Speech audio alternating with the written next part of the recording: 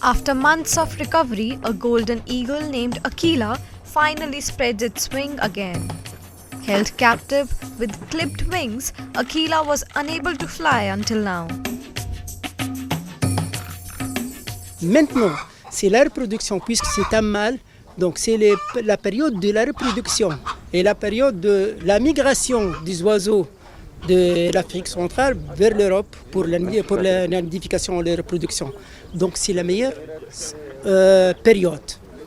Tu vois, si on lâche, c'est un mâle. S'il trouve un partenaire, peut-être pourquoi pas, on le trouve l'année prochaine avec ses petits, donc ces jeunes aiglots, quoi. High atop Mount Sidi Zid, conservationists and nature lovers gather to witness a rare moment.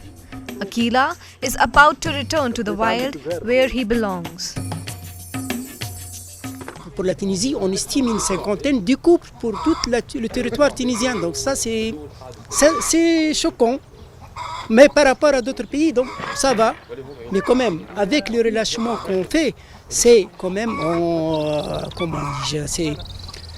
on donne la vie pour d'autres, pour l'espèce continue, quoi.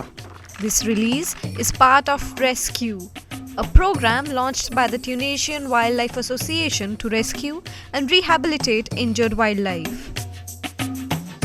Pas beaucoup de gens qui savent que ces animaux-là sont protégés par la loi, qui doivent être restés dans la nature, que c'est mieux pour eux donc de les voir dans la nature que dans des cages ou dans dans les jardins ou je sais pas, donc en captivité en général.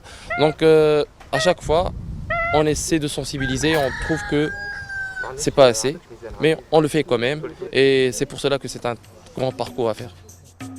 For 2 years, a dedicated team of veterinarians, biologists and volunteers have worked tirelessly to protect Tunisia's wildlife. Les événements de relâcher, c'est toujours exceptionnel. D'ailleurs, c'est pas facile d'avoir un animal sauvage, de prendre soin, de réhabilitation et tout ça. Et puis, c'est lui rendre en nature. C'est toujours exceptionnel. Golden eagles are a rare sight in Tunisia with only 50 breeding pairs left. Every successful release is a step toward preserving the species. But the fight isn't over. Many people still don't realize that these majestic birds are protected by law. They belong in the sky, not in cages. Conservation efforts continue, ensuring that Tunisia's golden eagles remain part of the landscape for generations to come.